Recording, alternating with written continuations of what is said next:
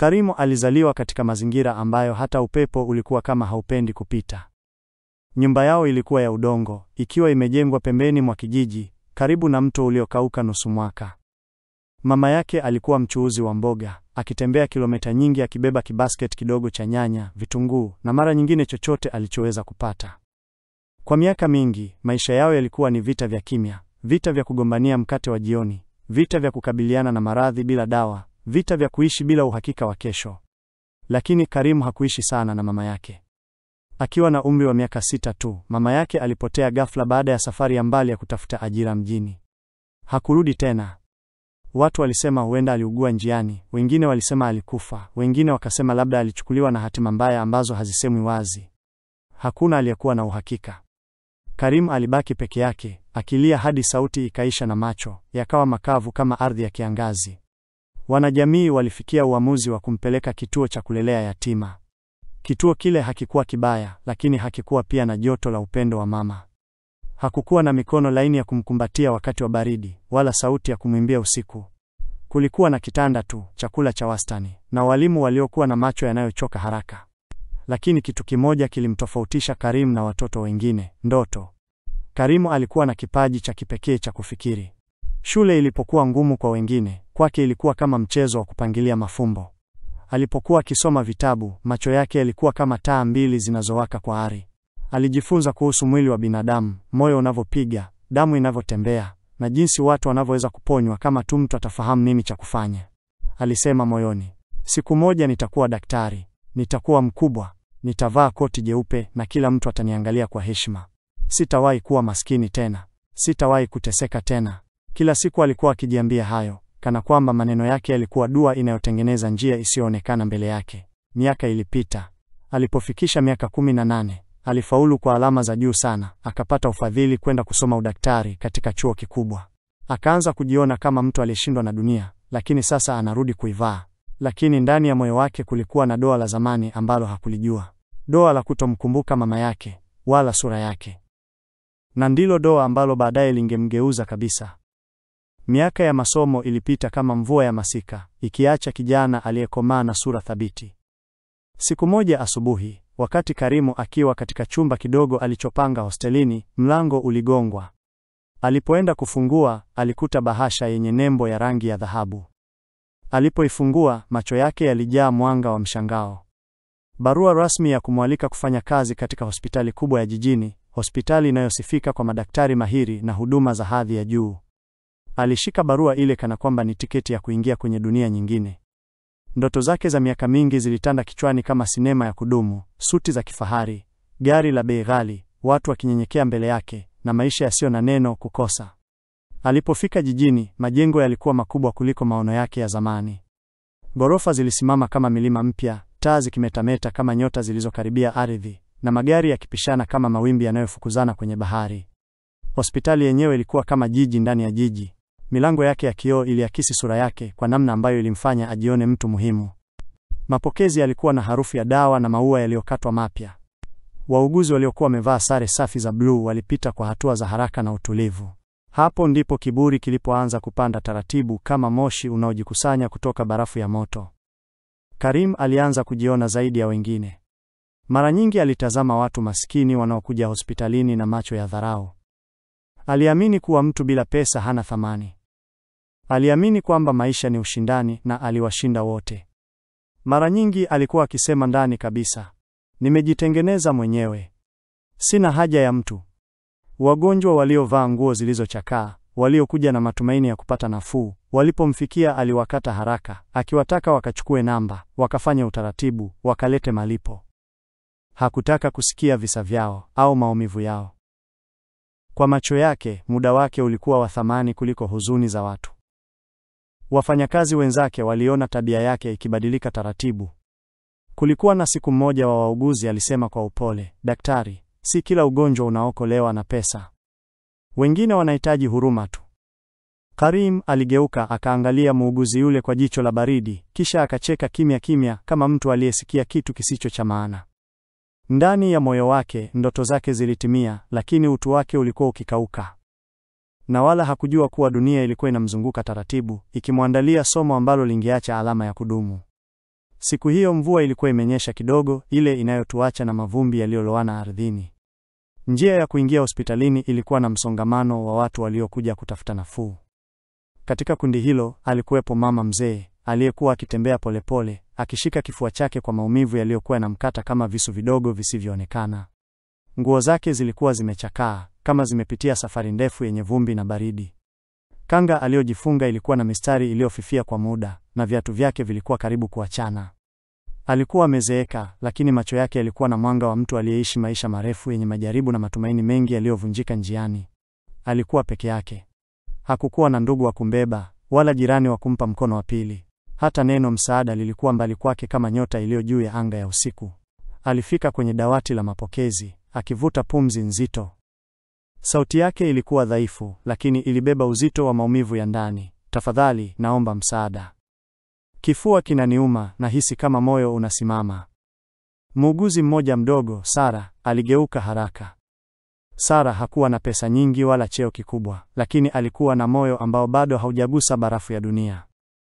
Aliinuka kwa haraka, akamweka mama kwenye kiti cha magurudumu. Usijali mama, tuko hapa, alisema kwa sauti tulivu. Mama alitaka kusema kitu, lakini maneno yalikwama. Alishika mkono wa Sara kwa nguvu ndogo, macho yake yakionyesha hofu isiyo na jina. Mwili wake ulitetemeka. Una ndugu? Mtoto? Mtu wa kukusaidia? Sara aliuliza. Mama alitikisa kichwa taratibu. Nilikuwa nao zamani. Lakini maisha. Maneno yalipotea hewani. Waliomsikia karibu waligeuka kumtazama. Wengine walihuzunika, wengine walipumua kwa uchungu wa kimya, lakini maisha ya hospitali hayaruhusu muda mrefu wa hisia. Uhai unatembea kwa sekunde. Sara alimpeleka moja kwa moja kwenye chumba cha dharura. Lakini kabla hajaingia, mlango ule ulisimama kama lango la hukumu. Kwa bahati mbaya, Karim ndiye aliyekuwa daktari wa zamu. Mashini za moyo zilikuwa zikilia polepole kwa sauti isiyo ya kawaida, kama ishara ya muda unaoondoka. Mama alizidi kujikunja kwa maumivu, uso wake ukionyesha hofu ya mwisho. Alikuwa amefika kutafuta maisha. Lakini hakujua kuwa milango ya hospitali haikupima maumivu. Iliangalia kwanza pesa. Ndani, Karim alikuwa amesimama mbele ya kioo, akivaa glavu kwa utaratibu wa kiburi cha kitaalamu. Suti yake ya ndani ilikuwa safi kuliko karatasi mpya, na koti lake jeupe lilikuwa limekaa kama limekatwa kwa wembe maalum. Daktari, tuna mgonjwa wa dharura, Sara alisema, pumzi ikiwa imembana. Karim aligeuka. Alimtazama mama yule. Macho yake hayakuonyesha mshtuko, huruma, wala hata hisia. Alimtazama tu juu chini, kama mtu anayekagua bidhaa iliyo nje ya kiwango. Mama alijaribu kusema, mwanangu, naumia, tafadhali. Lakini kabla hata sauti haijamalizika, Karim aliuliza kwa sauti tulivu, lakini yenye ukali wa ndani. Ana bima? Sara alisita. Hakuna, lakini hali yake ni mbaya. Tunaweza kuanza. Karim aliinua mkono, akimkatisha bila hata kumtazama tena mama. Bila bima au fedha ya malipo ya awali, hatuwezi kuendelea. Sheria za hospitali ni wazi. Mama alishika kifua chake kwa uchungu, pumzi zikivunjika kama vioo vinavyopasuka polepole. Sara aliinua sauti kidogo, akivunja heshima za kiofisi. Daktari, hii si wakati wa taratibu. Huyu mama anahitaji msaada sasa. Karim alimgeukia Sara kwa macho yaliyokuwa baridi kama chuma baridi kilichogusa maji ya usiku. Usinifundishe kazi yangu. Ikiwa hana pesa, alitakiwa kwenda hospitali ya serikali. Hapa si pahali pa kufia watu kwa bei rahisi. Mama aligeuka taratibu kumtazama Karim. Macho yake yalikuwa na huzuni ya kina. Huzuni ya mtu ambaye sio tu anapoteza pumzi, bali pia anapoteza imani ya mwisho aliyokuwa nayo kwa binadamu. Alijaribu kunyanyua mkono wake kumfikia, kama anajaribu kukumbuka mtu wa zamani. Mwanangu, najua nimechelewa lakini... Karim alijaribu kutembea kando, kana kwamba sauti ile haikumfikia. Lakini Sara, aliyekuwa na macho yenye huruma, alisisimka. Alimwangalia Karim, kisha akamwangalia mama. Ndani ya moyo wake alijua kwamba si ugonjwa tu uliokuwa unatesa mama huyu. Kulikuwa na hadithi nzima iliyojaa siri nyuma ya pumzi zake zinazoisha. Na ile siri ilikuwa karibu kumwangusha Karim kutoka kilele cha kiburi alichojipandisha mwenyewe. Chumba cha dharura kilikuwa kimenyamaza kwa ghafla, kana kwamba hewa yenyewe ilikuwa imesimama kusikiliza. Mashine za kupima mapigo ziliendelea kutoa mlio wa taratibu, bip bip. kama sauti ya pumzi inayotaka kuondoka. Mama yule alijikunja kifuani, uso wake umejaa uchungu, macho yamekosa nguvu. Lakini ndani ya macho yale kulikuwa na kilio kisicho na maneno, kilio cha mtu aliyekuwa akipigana na muda. Karimu alisimama katikati ya chumba, akitazama faili yake, kana kwamba karatasi iliyo mkononi ilikuwa muhimu kuliko uhai uliokuwa mbele yake. Alipoinua uso, hakukuwa na chembe ya huruma. Sauti yake ilikuwa baridi, isiyo na tone la moyo.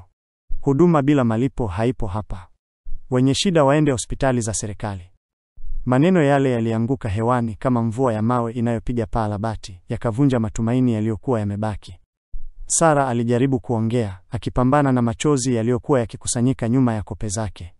Daktari, tafadhali, mama huyu atapoteza maisha. Tunaweza kuanza huduma ya dharura bila kuchelewa. Lakini Karimu hakusogea. Aligeuka upande mwingine, akichukua daftari la ripoti. Ni kama dunia ya yule mama haikuwa na nafasi katika akili yake. Kama uhai wake haukuwa na thamani. Kama sauti yake ilikuwa kama upepo mdogo unaopita.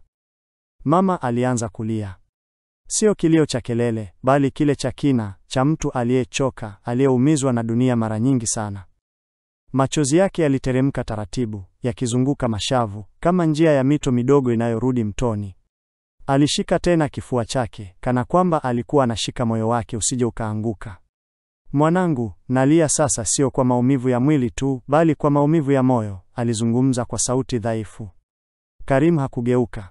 Mama alijaribu kunyanyua mkono kwake, kama ishara ya kuomba si msaada wa dawa, bali utu. Lakini Karimu hata hakutazama mkono huo. Hakukumgusa. Hakujaribu hata kumkaribia. Chumba kikawa kimya. Hata wale waliokuwa nje walihisi uzito wa sekunde zilizopita. Kulikuwa na kitu kizito hewani. Kitu kisichosemwa. Kwa mbali, Sara alihisi mwili wa mama ukianza kulegea. Macho yake yakafifia. Pumzi ikawa nyembamba kama uzi mwembamba wa moshi. Mama, usifunge macho. Tafadhali, Sara alisema, akiinama kumshika. Lakini huku, upande mwingine wa chumba, Karimu alibaki amesimama. Kama sanamu ya kiburi.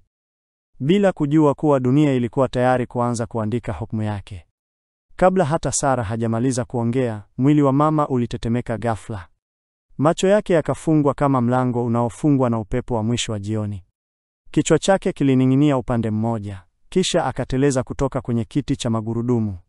Sauti ya mwili wake ulipogonga sakafu ilisikika chumba kizima, ikikatiza hewa na kuacha ukimya mzito.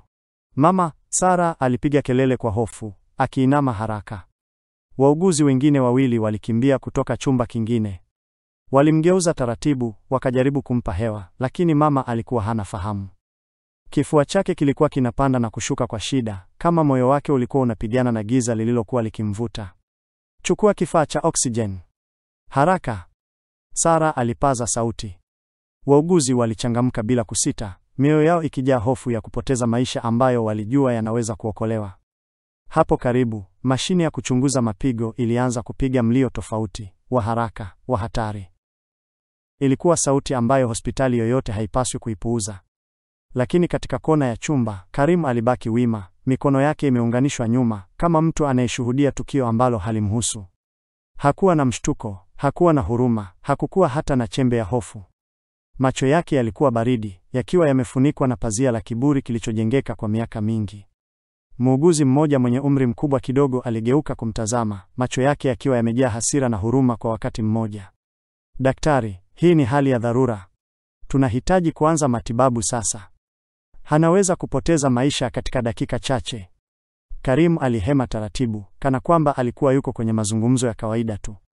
Kisha akajibu, kwa sauti tulivu sana, lakini yenye ukatili ambao haukuhitaji kupandisha sauti, nimesema tayari. Bila malipo, siwezi kufanya kitu. Hiyo ndiyo sera ya hospitali. Chumba kizima kilikaa kimya. Hiyo sentensi ilikuwa kama kisu kilichochomwa moyoni mwa kila mtu aliyekuwa hapo. Si kwa sababu ya maneno, bali kwa ukosefu wa moyo ndani yake. Sara alisikia macho yake yakijaa machozi. Hakuweza kuamini. Lakini huu ni uhai, Karimu. Uhai. Alisema kwa sauti iliyotetemeka. Karimu hakuitikia. Alikuwa kama mtu aliyekatwa na ulimwengu, aliyesahau kabisa maana ya maumivu ya kibinadamu.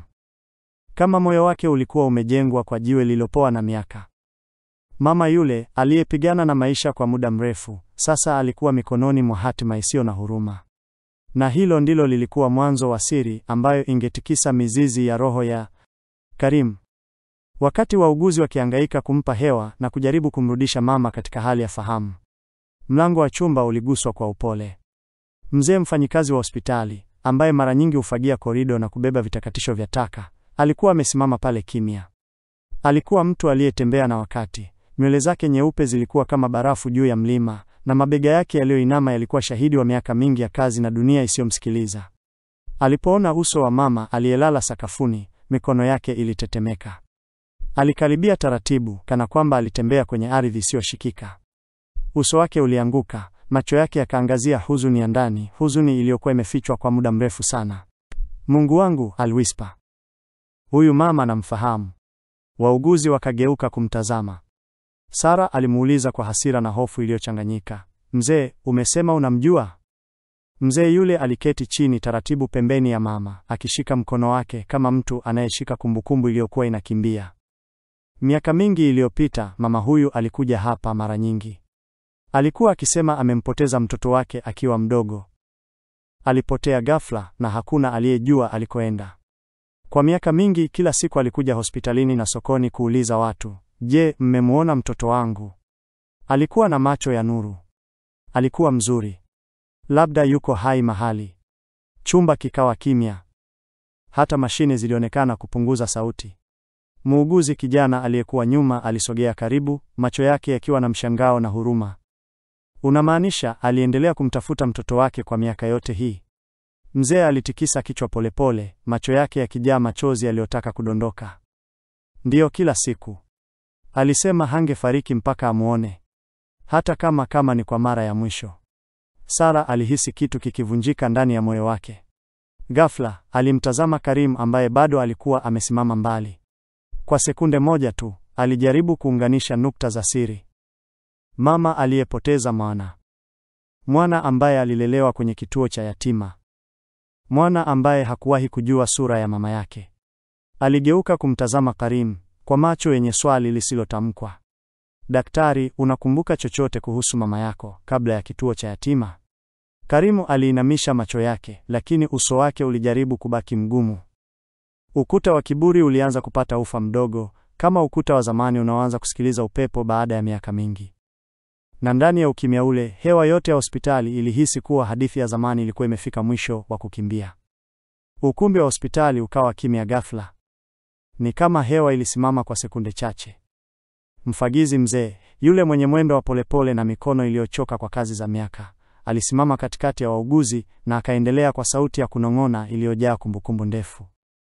Jina la yule mtoto aliyepotea miaka ile lilikuwa Karim. Wauguzi waliokuwa wamemzunguka yule mama aliyekuwa sakafuni, waligeuka kama kitu kimoja. Miwani ikatingishwa. Stethoscope zikatulia. Kilio cha mashine za moyo kikasikika kama sauti ya tambiko. Walimtazama Daktari Karim kwa macho ya mshangao, na swali lililowazi kabisa bila kuzungumzwa. Karim aliganda. Miguuni kana kwamba aliota mizizi. Moyoni mwake palianza kugonga kwa nguvu kama ngoma ya usiku wa sherehe. Kweli, mapigo yale hayakuwahi kuwa mazito hivyo. Kila pumzi ikawa nzito kana kwamba hewa imekuwa jiwe. Mfagizi aliendelea kuongea, taratibu, akiwa kama mtu anayetafua historia iliyojaa uchungu. Aliletwa hapa mtoto mdogo sana. Alikuwa na jeraha la ajabu kichwani. Wazazi walitangazwa hawajulikani. Tuliambiwa mtoto amepotea sokoni, mama yake hakuwahi kuonekana hata siku moja. Lakini kila wafanyakazi wazee tunakumbuka jinsi yule mama alivyokuja hapa miaka ile, akilia, akiomba kumuona mtoto wake. Lakini wakati huo mtoto tayari alikuwa amehamishwa kwenye kituo cha malezi. Karim alianza kutetemeka. Mikono yake ikashindwa kushika kitu chochote. Aliweka kiganja kifuani kana kwamba moyo wake ulikuwa unataka kutoroka. Picha za kumbukumbu zikaanza kurudi. Si zote, lakini zile zilizofichwa ndani ya akili yake zilianza kujitokeza kama vivuli vinavyoamka usiku. Anakumbuka mikono iliyokuwa na joto laini. Anajiona akishikwa kichwani kwa huruma. Anasikia sauti ikiwa ya upole ikimuita, Karim mwanangu. Lakini alipokuwa akisoma na kukua kwenye kituo, waliambiwa wazazi wake walikufa. Akaamini hivyo. Alijenga ukuta wa baridi. Alijifunza kutokuwa na huruma ili asiumie tena. Macho yake yakaanza kujaa maji. Alijaribu kuyaweka ndani, lakini moyo wake ulikataa. Kile alichokikataa kwa miaka yote kilikuwa kimemsogelea uso kwa uso. Huyu mama aliyekuwa sakafuni, anayepoteza fahamu, aliyepigwa na maisha, ndiye mtu aliyempa pumzi ya kwanza duniani. Miujiza ya maisha haipigi hodi, inakuja kama radi ya ghafla. Karimu alichukua hatua moja kwenda mbele, lakini miguu ikawa mizito. Aliinama kidogo, sauti yake katetemeka kama mtu anayezungumza kwa mara ya kwanza. Mama. Karimu hakuweza kusimama tena kutazama. Mwili wake uliamua kabla akili haijakata kauli. Kama kijana anayekimbilia tumaini lake la mwisho, alikimbia kuelekea pale mama yake alipolala sakafuni akiwa hajitambui. Wauguzi walikuwa tayari wanajaribu kumpa msaada wa kwanza, lakini sasa yeye mwenyewe alisimama katikati yao, akipumua kwa kasi, mikono ikitetemeka. "Epukeni, niache nifanye," alisema kwa sauti yenye ukali na uchungu ulioshikana kama nyuzi za chuma. Hapakuwa tena na yule daktari mwenye baridi moyoni. Hapakuwa tena na yule aliyekuwa akisema, "Bila malipo sifanyi." Kifuniko cha moyo wake kilikuwa kimepasuka. Aliketi chini, akamshika mama kwa mikono ya upole wa kuogopa kumpoteza. "Pima mapigo ya moyo. Oksijeni haraka. Leta mashine ya kuangalia mapafu." Alitoa maagizo bila kuchelewa hata sekunde. Wauguzi walitii kwa kasi, macho yao yakifuatilia kila kitendo chake, kama muziki uliosimamiwa na kinanda cha uhai. Karim alimshika mama kifuani, akapiga moyo kwa moyo. Mikono yake iligonga kwa mpangilio maalum, jasho likimtiririka usoni. Mafundi wa hospitali walipita pembeni, wagonjwa waliokuwa kwenye korido walijikusanya kwa mbali. Wengine walisema kwa sauti ya chini, "Daktari Karim anapambana. Kwa nini leo ana uchungu hivyo?" Wengine hawakujua siri iliyoanguka kama mvua nzito. "Mama, tafadhali mama, usiende, si wakati wako," alinong'ona huku akiendelea kutoa msaada wa uhai. Hakuna aliyeweza kusema neno. Hata mashine za hospitali zilisikika kimya kana kwamba nazo zinangoja. "Mama, usiache, tafadhali usiache." Sauti yake ilivunjika kama glasi inayopasuka taratibu. Lakini mama hakutoa sauti. Hapakuwa na mwitikio. Uso wake ulikuwa umetulia, mdomo umefunguka kidogo, pumzi ikiwa hafifu sana kiasi kwamba ilionekana kama kivuli cha pumzi. Karimu alikumbuka maneno ya mfagizi mzee. Alikuwa akilia kila siku akisema, "Mtoto wangu yuko hai mahali." Kila sekunde iliyopita ilimkumbusha jinsi alivyoishi maisha yake yote bila kujua kuwa moyo huu aliokuwa akiupigania sasa ulikuwa ndio moyo uliomlea ndani ya tumbo. Aliweka sikio karibu na kifua cha mama, akihesabu pumzi zake chache zinazojitahidi kubaki. Kisha akamshika mkono mororo na dhaifu uliokuwa ukiwaacha taratibu. "Mama, mimi ni Karim, niko hapa sasa, sitakuacha tena." Pasipo kujali machozi yake ambayo sasa yalikuwa yakidondoka moja kwa moja kwenye gauni la mgonjwa, aliendelea kupambana. Dunia ilionekana kusimama juu yao wawili tu. Ingeweza kusikia kilio cha roho, basi kilio hiki kingeweza kuirudisha pumzi yenyewe duniani. Mama anapona taratibu, lakini mwili wake bado ni dhaifu. Anafungua macho polepole, macho yake yakiwa na taabu na furaha mchanganyiko. Kwa sauti ndogo, anaitia Karim. "Karim mwanangu." Yule kijana aliyekuwa na kiburi, ambaye hakuwahi kuonyesha huruma wakati mama alipokuwa akilia kwa maumivu, analia kama mtoto mdogo. Moyo wake unazidi kuuma, uso wake unakosa nguvu, na macho yake yanajaa machozi yasiyokoma. Anaona kwa dhahiri jinsi kiburi chake kilivyomzuia kufanya jambo sahihi. Karim anaketi kando ya kitanda, akishika mkono wa mama yake, akiomba msamaha kwa yote aliyoyafanya, kwa maneno yaliyotulia lakini yenye uchungu. "Mama, samahani. Nilipoteza akili yangu, nilikosa kuona, usipotee kwangu." Mama anamkumbatia, akimpatia huruma na upendo ambao umekaa moyoni mwake kwa miaka yote bila shaka. Hali hiyo inamfundisha Karim funzo kubwa. Pesa na hadhi ni vitu vya muda, upendo, utu na familia havipimwi kwa fedha. Leo mtu hana, kesho anaweza kuwa mtu wa thamani zaidi kwako. Hospitali yenye heshima na utajiri wake haingemfanya Karim ajue thamani ya huruma. Lakini sasa, kutokana na tukio hili, Karim anaamua kubadilika. Kila mgonjwa, bila kujali hali ya kifedha, atapatiwa huduma ya moyo. Anaona wazi kwamba kiburi kilimfanya kupoteza thamani ya kweli ya maisha. Hadithi inamalizika kwa ujumbe wa kiadili. Usimdharau mtu kwa sababu ya hali yake ya sasa. Upendo na utu havipimwi kwa pesa. Leo hana, kesho anaweza kuwa mtu wako wa thamani.